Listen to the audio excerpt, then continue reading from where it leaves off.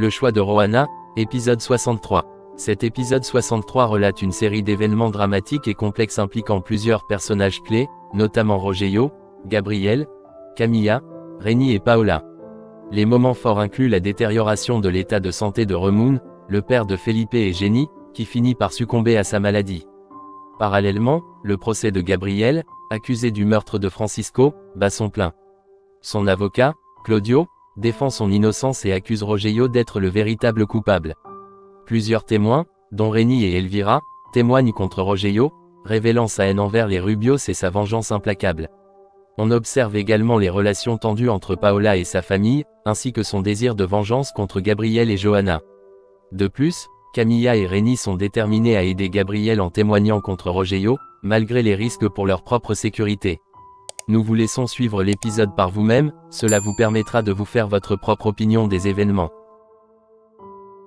Cet épisode commence avec Felipe, Margarita et Josefina, tous trois profondément inquiets pour Ramón qui semble déjà au bord du gouffre. Son état de santé se dégrade à vue d'œil et l'atmosphère dans la maison est lourde de tension et de tristesse. Au poste de police, Amparo confie à Salvador que Rogelio détruit tout sur son passage et ajoute qu'elle-même n'est qu'une de ses nombreuses victimes. Salvador, intrigué, lui demande si Rogelio est le coupable du meurtre de Francisco. Répond qu'elle ne le sait pas avec certitude, mais affirme qu'il est bel et bien responsable de la disparition de Manuel. Salvador, choqué, l'interroge encore. Pourrait-il vraiment faire du mal à son propre fils ? Elle lui répond que Rogelio se prend pour un dieu persuadé que tout lui est permis. Salvador lui conseille alors de rentrer chez elle, lui promettant de tout mettre en œuvre pour retrouver son fils.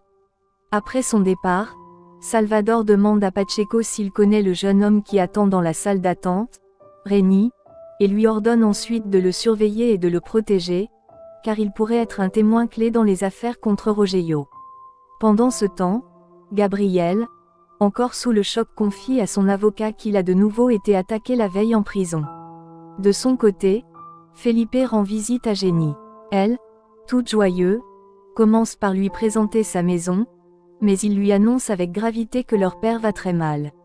Bouleversée, elle demande s'il a été conduit à l'hôpital. Felipe répond qu'il a refusé d'y aller mais qu'il souhaite la voir à la maison. Au même moment, Salvador et Pacheco poursuivent leurs investigations sur Rogelio. Pendant ce temps, Camacho ose dire à Rogelio qu'il pense qu'il est allé trop loin avec Manuel. Mais Rogelio balaie l'objection et lui ordonne de se concentrer sur une seule mission, retrouver Camilla. Il rappelle que le procès de Gabriel approche et qu'il ne veut pas de mauvaises surprises. En prison, Gabriel demande à son avocat quelles sont ses chances d'être déclaré non coupable. À l'entrepôt, Manuel reprend conscience. Les hommes de Rogelio le remettent sur sa chaise, toujours ligoté. Chez Amparo, cette dernière est rongée d'inquiétude par la disparition de Manuel, mais Paola minimise la situation. Elle suppose qu'il s'est peut-être disputé avec sa petite amie Viviane. Puis dans un élan, Paola accuse son frère d'avoir trahi leur père, estimant que c'est à cause de lui qu'Elvira a récupéré les actions de Rogelio. Elle poursuit en disant que c'est la famille Rubio qui a transformé leur père en meurtrier. Puis la voix tremblante, elle se demande qui se soucie vraiment d'elle, de toutes les humiliations et des mépris qu'elle a subis de la part de Gabriel. Pendant ce temps, Cudio explique à Gabriel qu'il va centrer son plaidoyer sur la haine viscérale que Rogelio a toujours nourrie contre les Rubio, ainsi que sur sa volonté de couler la brasserie Rubio après avoir pris la présidence. Il informe aussi Gabriel que Réni, le chauffeur de la brasserie, a accepté de témoigner pour expliquer comment Rogelio limitait volontairement la distribution de leurs produits. Claudio parle ensuite de la confession de Manuel selon laquelle c'est bien Rogelio qui avait ordonné l'empoisonnement de la bière. Et enfin, il montre à Gabriel les documents remis par Camilla prouvant que Rogelio avait manœuvré pour qu'elle intègre la brasserie afin de pouvoir contrôler ses actions. De l'autre côté, Réni rend visite à Camilla. Elle s'inquiète pour sa mère mais il la rassure en lui disant que cette dernière l'appellera bientôt. Elle le serre dans ses bras et le remercie pour tout. Réni lui révèle qu'il a demandé la protection de la police car il compte témoigner contre Rogelio lors du procès. De son côté, Rogelio avec ses avocats peaufine ses plans contre la brasserie Rubio en vue du procès de Gabriel. Chez Amparo, Luciano arrive pour voir Paola. Il dit à Amparo qu'il est sincèrement amoureux de sa fille. Amparo le supplie alors de passer du temps avec elle et même de l'emmener se promener, espérant que cela lui fera du bien. Chez Josefina, le médecin vient examiner Remoun. Le verdict tombe comme un coup de massue. Il est désolé mais il n'y a plus rien à faire. Jenny arrive à ce moment-là. Les larmes montent aux yeux de tous. Le médecin leur conseille de laisser Remoun se reposer. Jenny rejoint son père dans la chambre. Épuisé, il lui dit qu'il est heureux de la voir heureux. Elle, les yeux embués, lui assure qu'elle l'aime de tout son cœur et qu'elle prendra soin de lui. De l'autre côté, Gabriel dit à Claudio qu'il est reconnaissant envers Camilla, car c'est grâce à elle que la fusion avec les Espagnols a pu se faire. Claudio répond que son témoignage sera capital, mais Gabriel souligne qu'en témoignant, elle s'incriminerait elle-même. Claudio avoue ne pas lui avoir dit, mais que malgré cela, elle est déterminée à les aider. Gabriel lui demande alors de solliciter ses gardes du corps pour protéger Camilla. Jusqu'à présent, Luciano dit à Paola qu'il sait qu'elle souffre au fond d'elle. Elle répond que pour arrêter de souffrir, elle doit détruire la vie de Gabriel et de Johanna. Luciano tente de la raisonner. Elle ne ferait que se détruire elle-même et lui déclare qu'il l'aime et qu'il voudrait revoir la Paola d'avant. Mais elle, avec un regard glacé, affirme que cette Paola n'existe plus avant de rentrer dans la maison. Dans la rue, Camacho suit discrètement Réni et appelle Rogelio pour lui dire qu'il est allé au tribunal accompagné de policiers. Rogelio devine qu'il veut témoigner contre lui et ordonne à Camacho de retrouver Camilla. Au tribunal, Enriqueta est également présente. Elle appelle Camilla pour l'informer de la situation et lui demander de prendre soin d'elle. Après l'appel, Enriqueta et Carlos remercient chaleureusement Réni pour son courage à témoigner.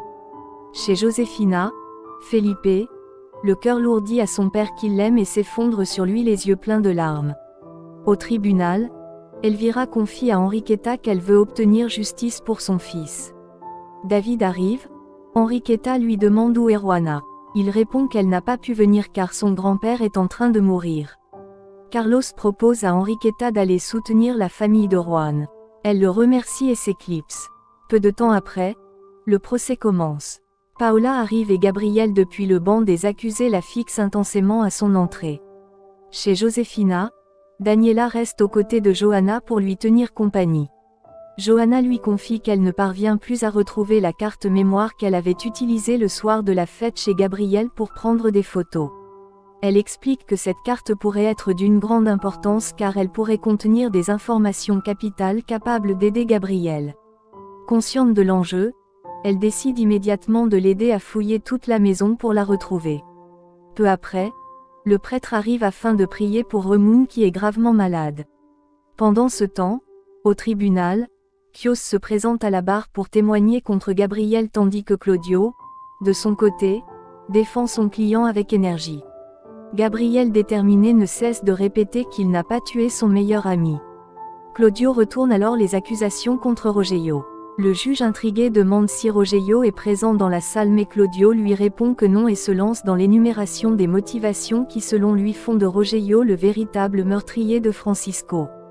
Quiros tente de l'interrompre mais le juge l'invite à le laisser parler et précise à Claudio qu'il espère qu'il possède des témoins pour étayer ses propos. Pendant ce temps, Rogelio, loin du tribunal signe les documents officialisant la fusion de la brasserie Rubio avec la brasserie Astro, expliquant que c'est selon lui le seul moyen de sauver l'entreprise familiale. La nouvelle provoque cependant un profond mécontentement chez les employés de la Rubio qui craignent pour leur avenir. De retour au tribunal, Réni prend la parole pour témoigner, mais Kios minimise ses propos affirmant qu'il ne s'agit que d'une diversion. Soudain, Paola éclate de colère et crie à quel point elle a parfaitement le droit de se venger contre les Rubios car d'après elle, ils ont tué leur grand-père. Claudio saisit immédiatement cette déclaration pour renforcer son accusation contre Rogelio mettant Kios dans une position inconfortable.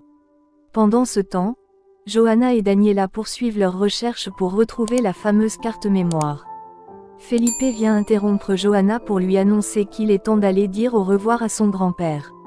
Au tribunal, Elvira affirme devant le juge qu'elle a été manipulée par Rogelio afin de lui céder ses actions de la brasserie dans le but de ruiner la dernière. Paola intervient à nouveau en criant que son père n'a jamais détruit la brasserie. Le juge excédé la prévient que si elle interrompt encore le procès, elle sera expulsée de la salle. Chez Josefina, le prêtre bénit Remoun, implorant le Seigneur de l'accompagner dans ses derniers instants. Peu à peu, Remoun s'éteint, laissant sa famille effondrée et inconsolable. Felipe présent lui aussi assiste avec émotion au dernier souffle de son père. Au tribunal, Elvira poursuit son témoignage racontant au juge l'histoire de la haine de la famille Fenmao envers les Rubios et de la vengeance implacable de Rogelio. Le juge décide alors de reporter l'audience au lendemain afin d'entendre directement Rogelio. Après le procès, Claudio confie à Gabriel qu'il pense avoir réussi à convaincre le juge et ajoute que Camilla et Rémi témoigneront le lendemain. Paola quant à elle assure à Rogelio qu'ils ne parviendront pas à faire tomber son père. Elle déclare que Gabriel finira ses jours en prison puis s'en va sans attendre de réponse. Pendant ce temps, Rémi rejoint sa voiture mais Camacho l'attend, arme à la main et lui demande où se trouve Camilla. Chez Josefina, Enrique et David arrivent pour apporter leur soutien à la famille. Peu après, Salvador et Pacheco se présentent également. Jenny, submergée par l'émotion, se jette en larmes dans les bras de son mari. Pacheco réconforte Margarita et la serre longuement dans ses bras. Chez Rogelio, Camacho, toujours armé, part à la recherche de Camilla. Chez Amparo, celle-ci menace Rogelio de tout révéler le lendemain au tribunal pendant le procès de Gabriel s'il ne libère pas Manuel immédiatement. Chez Josefina, Felipe prend Margarita dans ses bras et lui assure qu'elle n'est pas seule dans cette épreuve. Enrique adresse à Felipe quelques mots de réconfort qu'il accueille avec reconnaissance. Le lendemain matin, Johanna reprend ses recherches avec détermination. Elle finit par retrouver la carte mémoire dans une armoire. Sans perdre de temps, elle la connecte à l'ordinateur et découvre stupéfaite qu'elle contient des preuves claires concernant le décès de Francisco. Saisie d'un immense soulagement, elle se tourne vers son fils Eduardo et lui annonce avec joie qu'ils vont enfin pouvoir libérer son père. Nous sommes arrivés à la fin de l'épisode. Notre observation, la critique que nous apportons à cet épisode porte sur la manière dont les personnages naviguent dans ce contexte de trahison et de vengeance. Il est également intéressant de noter comment les personnages réagissent face à l'adversité et à la perte. Quelques questions nous parviennent à l'esprit et nous vous invitons à discuter ensemble au sujet de ces questions dans les commentaires. Pensez-vous que Rogelio sera finalement condamné pour ses crimes? Quel rôle pensez-vous que Paola jouera dans l'issue du procès? Comment les personnages réagiront-ils face à la révélation des preuves contenues dans la carte mémoire? Quel impact la mort de Remoun aura-t-elle sur la famille et les proches? Pensez-vous que Gabriel sera finalement innocenté? Nous attendons vos réactions et vos analyses dans les commentaires. Merci de nous avoir suivis. À bientôt.